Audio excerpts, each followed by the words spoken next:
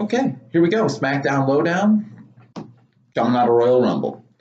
Right now, the rumors going around are that Charlotte Flair is going to be added to the match between Ronda Rousey and Becky Lynch at WrestleMania. So it'll be a triple threat, and I mean, it hasn't happened yet, but they're definitely laying the seeds for it. Like Charlotte isn't in a program with Asuka right now, which you would think she probably should be.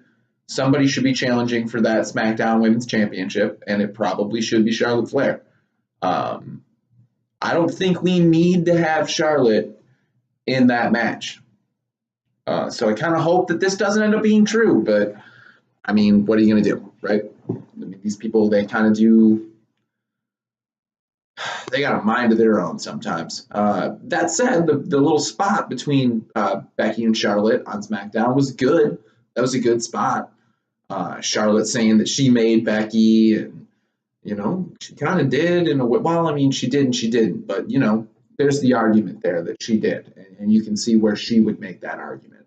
And where it would upset Becky. I mean, there being just that smidgen of truth to it is enough to, cause some hurt feelings. So that's kind of I was curious to see, honestly, what was going to happen with the SmackDown Women's Championship coming out of Royal Rumble with the news, especially on Raw yesterday or on Monday, with the news that Becky would be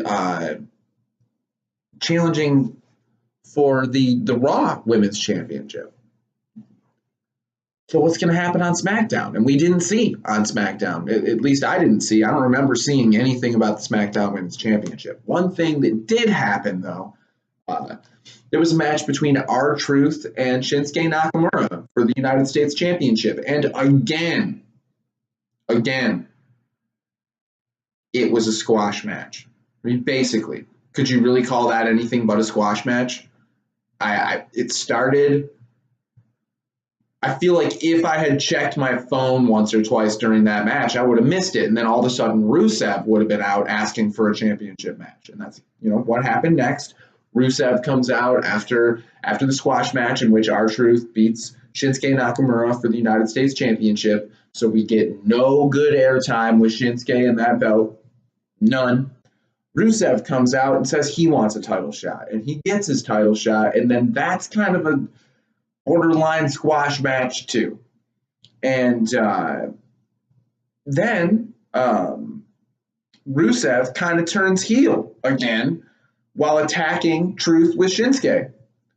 So, just when Rusev was kind of maybe picking up, I'm not a big fan of Aiden English by any stretch of the imagination, but his little come out and sing a song about wherever they were at, and eventually it's Rusev Day.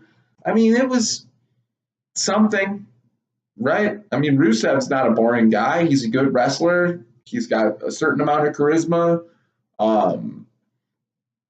He just needs to be used properly, and using him as a heel, I'm not saying that's completely and entirely the wrong choice.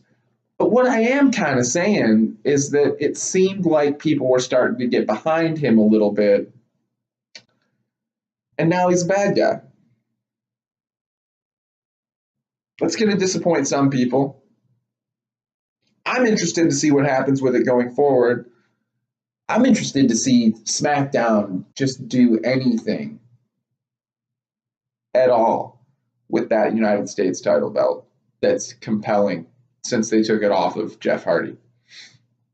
So then the next thing that happened of note for me, I can't remember if this was in between there was like a tag team battle royal match to determine the number one contender for the SmackDown tag title, and I'm pretty sure that was won by the Usos. It wasn't a noteworthy match for me, and I'm not trying to say that it was boring or that nothing good happened in it. It just, for whatever reason, didn't stick out to me on TV. I feel like thinking about it now, I don't really remember much about it. What I do remember pretty clearly is when the Miz, Shane McMahon and the Miz come out, and that's right, this would have been before the tag battle royal, or the 4-team tag match. Shane and the Miz come out to kind of celebrate being tag team champions, and Shane, I don't know if it was a surprise or not. It looked like a surprise, but it's all acting, so it's tough to know for sure, right? But Shane brought out the Miz's dad, and I got all choked up, and because WWE's stupid with this crap, man. Not that I didn't like it. I obviously did like it. That's why I got all choked up about it. But, you know, they got to do this emotional stuff. But that was a nice spot. It was a nice spot. And the Miz looked legitimately surprised that his dad was there. He said something like, "You were supposed to be on a plane." Mr. Miz was supposed to be on a plane. Yeah, that was pretty nice. I like the Miz, and I'm sure his dad was proud of him before, but still, whatever, you know. So the new Daniel Bryan comes out with his new partner in crime, or the opposite of crime, in Eric Rowan. And Eric Rowan is a big dude, a big menacing dude who, I don't know what's going to happen. It must be a Bludgeon Brother is injured. Luke Harper must be injured or something, because I haven't seen these dudes on TV since they lost the titles. I can't think of a time anyway. And that's unfortunate. They were a menacing tag team, and I'd like to see them continue to be a menacing tag team, though. As Daniel Bryan's enforcer, he might be just fine. Like he might be entertaining enough in that regard. I'm certainly glad that they're finding a use for him, and I think that having a little bad guy, stable over there on SmackDown, and they've got the belt, I'm fine with that.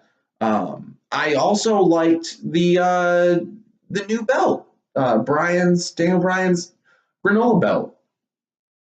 I like that. It's kind of cool looking, to be honest with you. I mean, it's got like kind of something you'd make on WWE 2K kind of feel to it, and it's cool. But aside from it being cool, it's just neat. It's a neat little heel trick to get people to dislike him. And I talked in my last video about how so much of heel heat in wrestling comes from separation and making yourself out to be something more than the fans, or more than a regular person. And Daniel Bryan's heel approach has had a lot to do with a holier than thou attitude, and it's working. And the new belt, the granola belt, which is what I'm going to call it for as long as he has it, I'm going to call it the granola belt, the granola championship. That's great. That's awesome. Like, I don't need your stupid, shiny, leather cow skin belt. I'm going to have this belt from a naturally fallen tree made of sustainable hemp. And somebody asked him if he smoked that sustainable hemp. AJ Styles comes out, asks him, "Daniel, did you smoke that? What that hemp used to be attached to or something?" And I believe the crowd started chanting, "Yes, he did," which was...